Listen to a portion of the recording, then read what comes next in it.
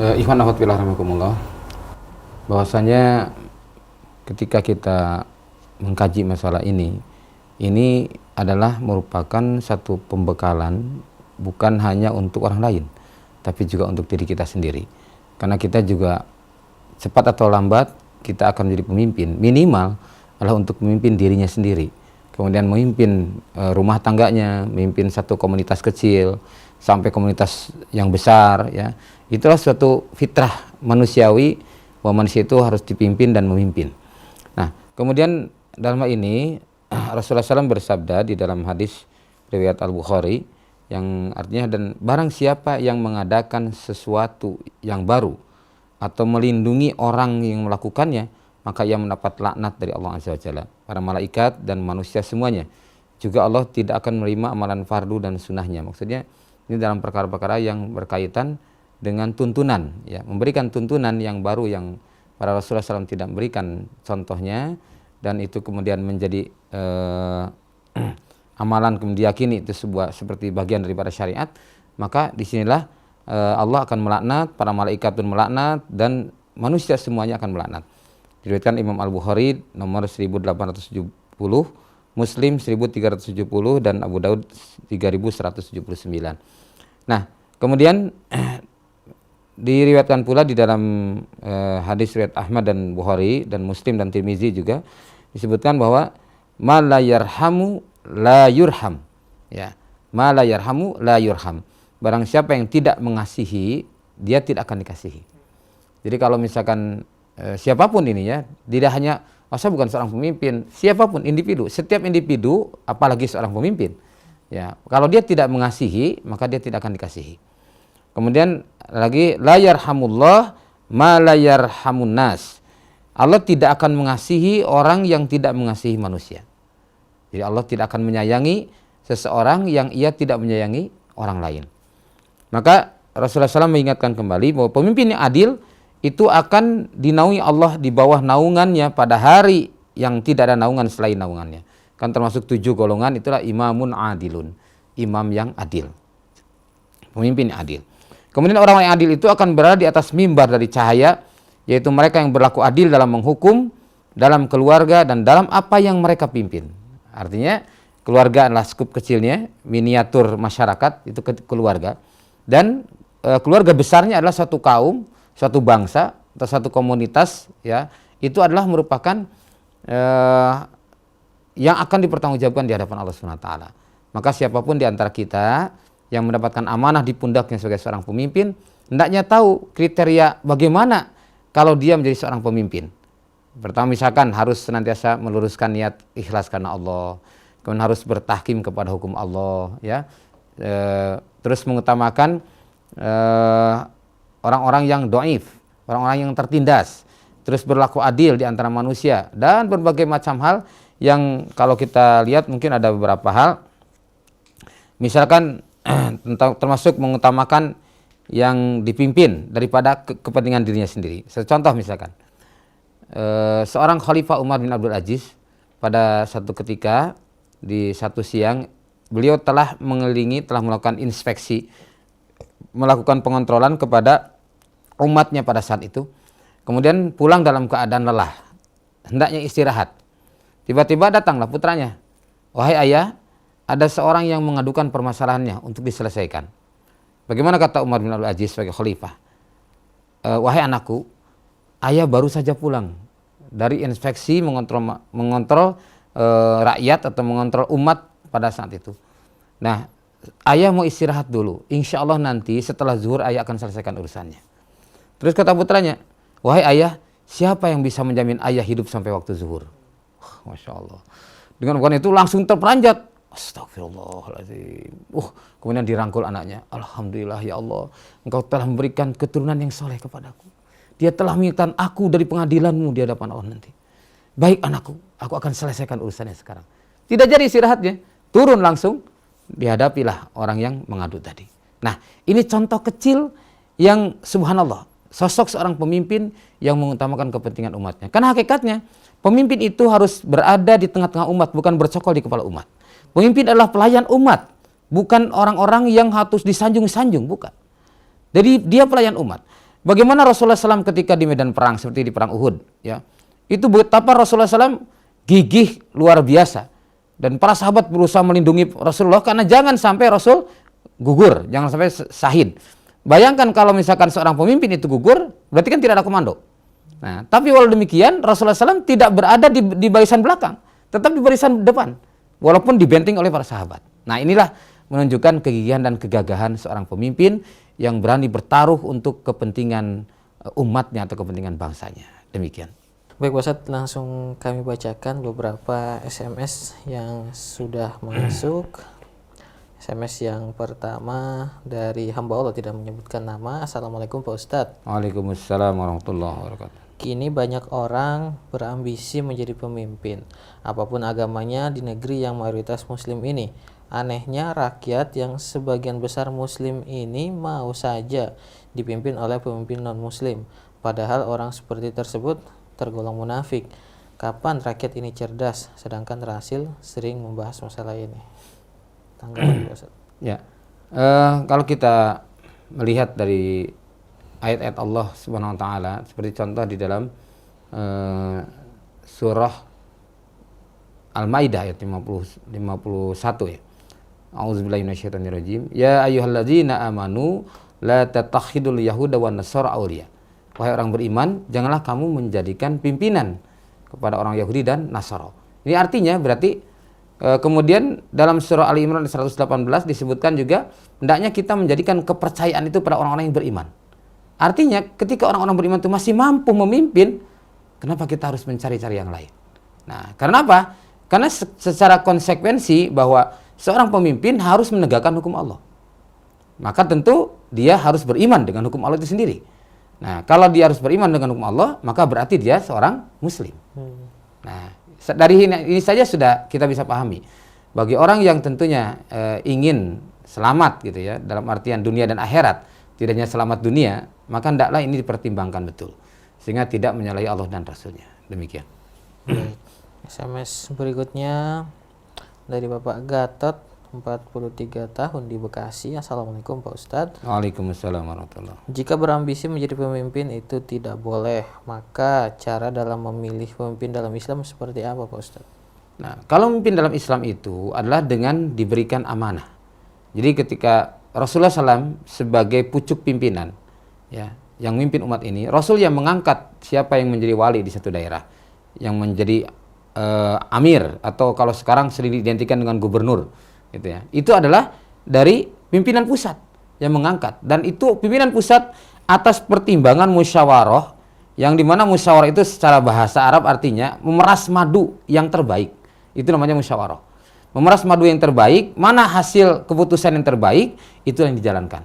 Dan itu musyawarah itu adalah mereka berkumpul para alim, ya, orang-orang yang mengerti tentang hukum-hukum Allah, kemudian menetapkan siapa yang terbaik, siapa yang paling layak untuk memimpin satu kaum tersebut.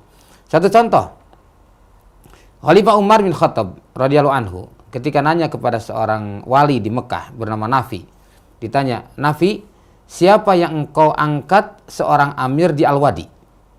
Al-Wadi itu satu lembah di dekat kota Mekah. Nah, siapa yang diangkat di Al-Wadi? Kata Nafi, Ibnu Abza. Umar heran, siapa tuh Ibnu Abza? Kata Nafi katakan, Ibnu Abza adalah mantan seorang budak.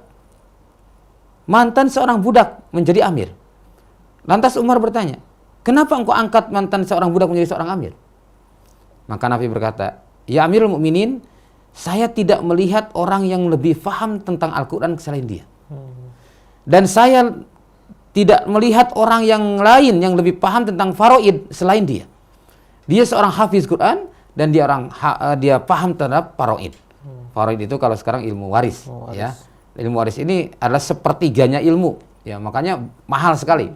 Nah, maka Nafi beralasan demikian. Kata Umar sebagai khalifah, oh, kalau demikian benar apa yang kau lakukan. Karena Rasulullah SAW bersabda, Innallaha yarfa'u bihadzal kitab aqwaman wa yad'u bihi akharin. Sesungguhnya Allah akan mengangkat suatu kaum dengan Al-Quran ini. Allah akan mengangkat dan naikkan derajat satu kaum ketika kaum tersebut menjadikan Al-Quran sebagai bahan bacaan pertama dan utama, sebagai way of life, sebagai hukum dalam menetapkan sebuah keputusan. Nah, kemudian wayadau bi akharin, dan Allah pun akan menghinakan satu kaum yang lain yang mereka tidak mengindahkan Al-Qur'an, tidak menjadikan Al-Qur'an sebagai pedoman pertama dan utama. Allah akan menghinakan kaum tersebut. Jadi benar apa yang kau lakukan. Inilah contoh kecil bagaimana seorang Khalifah Umar mengangkat kepemimpinan dan melalui Nafi, seorang wali di Mekah, ya, dan diangkatlah Ibnu Abza tadi di Al-Wadi sebagai amir bagian daripada wali tadi. Itu contoh kecil pengangkatan kepemimpinan di dalam Islam. Demikian. Baik, semoga menjadi nasihat. Kemudian SMS berikutnya dari Bapak M. Ramli di Tangerang, 66 tahun. Assalamualaikum warahmatullahi wabarakatuh, Pak Ustaz. Waalaikumsalam warahmatullahi wabarakatuh. Jika kita memilih pemimpin negara seorang wanita, bagaimana hukumnya menurut Al-Quran, Pak Ustaz? Ya, kalau kita mau konsekuen dengan Al-Quran dan Sunnah Rasulullah SAW, ketika Rasulullah SAW mendengar Farsi waktu itu dipimpin oleh seorang wanita, Rasulullah SAW mendoakan Allah tidak akan memberikan keuntungan kepada kaum yang dipimpin oleh seorang wanita. Jadi untuk pimpinan pusat dan pucuk pimpinan, Rasulullah memberikan komentar demikian. Singkat Pak Ustaz ya. Ya. Baik, kita ke SMS selanjutnya dari hamba Allah di Kelapa 2 Depok. Assalamualaikum Pak Ustaz. Waalaikumsalam warahmatullahi wabarakatuh. Ustaz Wahyu Dikais yang dirahmati Allah, bagaimana jika kita punya pemimpin dan kita sebagai tangan kanan, yang kita tahu kadang tidak semua perbuatan bos kita itu baik. Apakah lebih baik meninggalkan pekerjaan itu, Ustadz? Karena tadi kata Ustadz dosanya sama. Ya, inilah salah satu di antara kewajiban seorang yang terpimpin atau yang dipimpin adalah memberikan nasihat. Rasulullah SAW memberikan satu kriteria dalam hadis riwayat At-Tirmizi dan Ad-Darimi, ya, dan disahihkan oleh para ahli hadis termasuk Syekh Al-Albani mensahihkan ini, bahwasanya disebutkan 3 hal, salasun la yughiru alaihinna qalbu muslimin. 3 perkara yang tidak akan terjadi kedengkian di hati seorang muslim. Yang pertama adalah ikhlasul amalillah, ikhlas beramal karena Allah. Yang kedua, wa munasahatu aimatil muslimin, menasihati para imamul muslimin atau para pemimpin-pemimpin kaum muslimin. Ya, di mana banyak komunitas muslimin. Nah, setiap pemimpin kan punya yang dipimpin. Maka yang dipimpin itu harus memberikan nasihat kepada yang memimpin. Yang ketiga, waluzumi jamaatil waluzumi jamaatihim waluzumi jamaatil muslimin. Dan yang ketiga, menetapi jamaah muslimin. Nah, ini adalah 3 perkara yang Allah menjamin tidak akan ada kedengkian di hatinya. Jadi menasihati seorang pemimpin adalah satu cara untuk menghilangkan kedengkian kita. Karena itulah seorang pemimpin yang adil, dia harus mengambil para penasehat yang solih. Sehingga untuk mengingatkan dirinya. Sesuai tadi surat Al-Imran ayat 118, seorang pemimpin itu punya bitonah. Bitonah itu adalah ibarat kalau itu saku dalam baju. Kalau dalam jaket itu ada saku, ya, biasanya disimpan untuk menyimpan perkara yang rahasia. Itulah bitonah. Jadi orang-orang kepercayaan itu diambil dari kaum muslimin. Nah, termasuk tadi ketika melihat keraguan atau kesalahan, kekeliruan seorang pemimpin, maka seorang yang dipimpin wajib memberikan nasihat. Termasuk makanya Rasul bersabda, Abdulul jihad kalimatul haq inda sultanil jair. Bahwa paling utama jihad itulah menyampaikan kebenaran kepada pemimpin yang zalim atau pemimpin yang berbuat durhaka. Nah, itulah diantaranya yang harus kita lakukan. Kecuali kalau misalkan sudah berulang kali kita berada di sebuah perusahaan, bos kita susah sekali diajak kompromi, susah sekali dinasehati, terus saja melakukan pelanggaran terhadap ayat-ayat Allah, terhadap sunnah-sunnah Rasulullah SAW, maka pada saat itulah kita memilih yang terbaik. Tentu milih yang terbaik adalah mengambil pilihan yang lain yang lebih baik daripada hal tersebut. Insya Allah. Allah berfirman dalam surat An-Nisa ayat 140, kalau kamu berada dalam satu komunitas yang mereka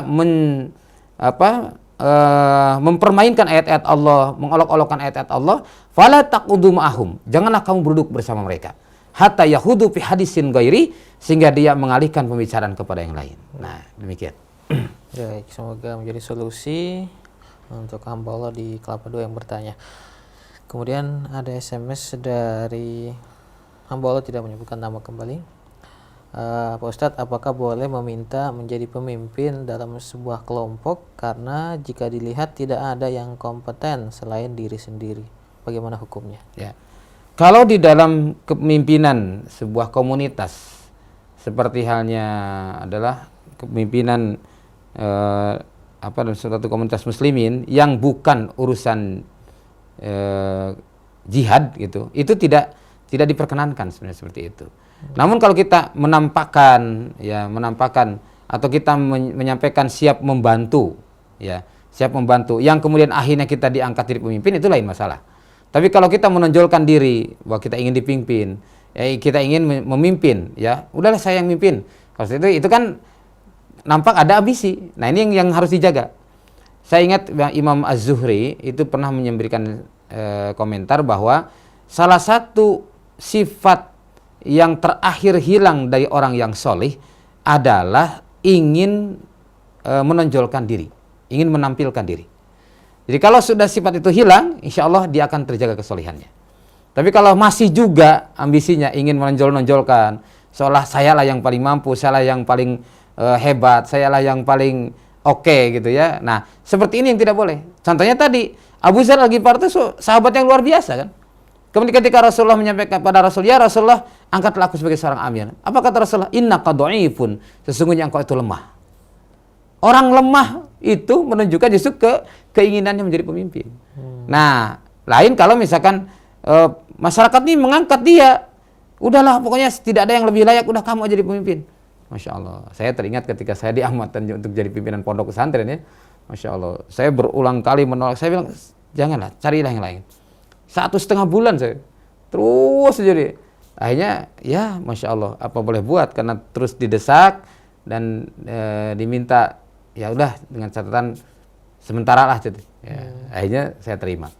Nah itu contoh kecil, berat. Kenapa? Saya takut dengan ayat Allah tadi bahwa betapa banyaknya pemimpin yang di hadapan Allah dia mendapatkan siksa yang pedih. Kemudian Rasul bersabda tadi, satahrisun alal imarah nadamata yaumil qiyamah. Kamu akan berebut dalam kepemimpinan, tapi akan menjadi penyesalan di hari kiamat. Jadi kalau tidak berebut, kalau kita karena amanah Allah diberikan kepemimpinan itu, kemudian kita terima dengan baik, Allah akan membantunya. Allah akan meringankan beban-bebannya.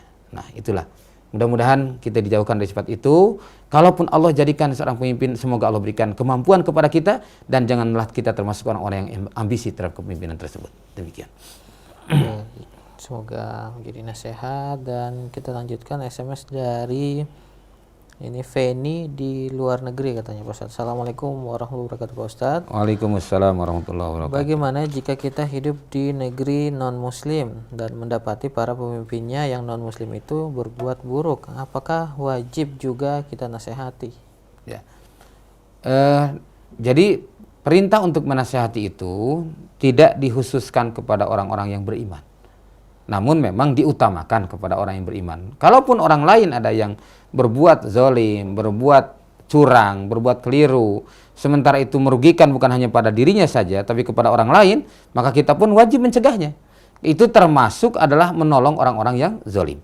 Satu ketika Rasulullah SAW bersabda pada para sahabat, bahwa tolonglah orang yang zalim dan orang yang dizalimi. Kemudian sahabat bertanya, ya Rasulullah, kalau menolong orang yang dizalimi saya paham. Orang dizalimi, dianiaya, kita bantu, ya. Saya paham. Tapi bagaimana menolong orang yang zalim? Kok orang yang zalim harus ditolong? Bukannya harus dilaknat gitu ya. Dia malah harus ditolong gitu. Maka kemudian Rasulullah bersabda, menolong orang yang zalim adalah menghalangi dari kezalimannya. Jangan sampai dia berbuat zalim. Itulah cara menolong orang yang zalim. Sekarang ada orang non muslim misalkan berbuat zalim, ya. Kita hidup di negeri yang mayoritas non muslim, orang-orang kafir. Nah, kemudian mereka melakukan tindakan-tindakan yang di luar kemanusiaan. Maka kita sebagai seorang muslim yang tahu rahmatan lil alamin, muslim itu jadi rahmat seluruh alam, maka kita harus menghalangi kezalimannya. Sekemampuan kita. Ya, semaksimal kemampuan kita menghalangi kezalimannya. Jangan sampai kezaliman dibiarkan, kita berarti membiarkan kemaksiatan atau kezaliman berada di depan mata kita, dan kita bisa termasuk dayus. Dayus itu orang yang tidak peduli dengan pelanggaran-pelanggaran yang terjadi di tengah-tengah kita. Nah, demikian. Baik, kemudian SMS dari Umi Fadil 30 tahun di Jakarta Barat. Assalamualaikum. Waalaikumsalam warahmatullahi wabarakatuh. Ada hadis mengatakan bahwa jangan mau dipuji ketika kita berbuat baik. Kemudian ada juga hadis bahwa pujian pada sebuah amal adalah pahala atau rahmat yang disegerakan. Bagaimana ini Pak Ustaz? Ya. Pertama bahwasanya Setiap orang mendapatkan pujian, kita harus yakin dengan kalimat Alhamdulillahi Rabbil Alamin. Segala puji bagi Allah adalah yang Allah sebagai Rabb untuk sekalian alam. Maka di sini kalimat puji itu ada 4. Ada Qadim alal Qadim, ya. Qadim alal Qadim itu Allah memuji kepada Allah. Ada Qadim alal Hadis, ya. Artinya Allah memuji kepada ciptaannya. Seperti hanya kalau Allah memuji pada Allah kan seperti di Al-Quran banyak innal hamdalillah nahmaduhu, itu kami menguji kepada Allah. Tapi kemudian innallaha alimun hakim, sesungguhnya Allah itu maha mengetahui, maha bijaksana, itu Allah memuji kepada Allah sendiri, itu qadim al-qadim. Qadim al-hadis seperti innaka la'ala khuluqin azim, sesungguhnya engkau Muhammad berada pada akhlak yang agung. Kan Allah memuji kepada Rasulullah, itu adalah qadim al-hadis. Hadis al-qadim seperti yang kita bacakan dalam hamdalah, ya.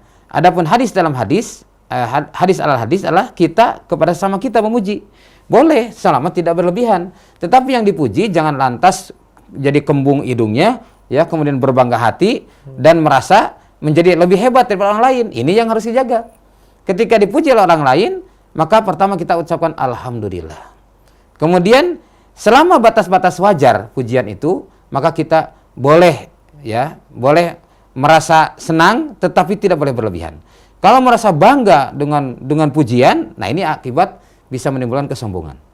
Bahkan menimbulkan takabur yang akhirnya bisa menimbulkan Allah benci kepadanya.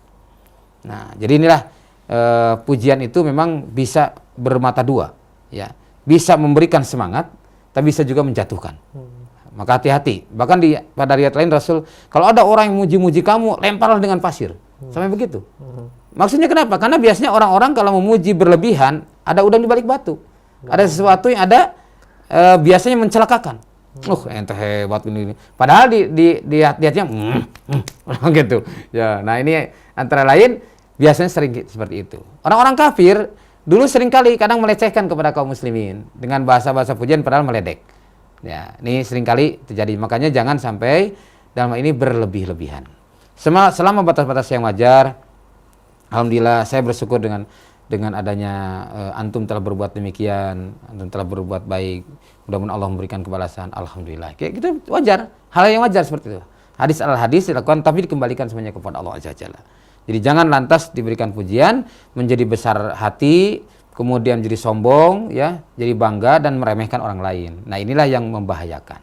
Maka tidak boleh memuji dengan berlebih-lebihan. Demikian. Baik, semoga kita tidak rakus akan pujian ya Pak Ustadz. Baik.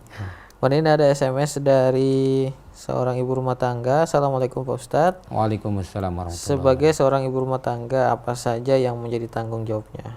Mungkin terkait pemimpin tadi Pak Ustadz. Ya.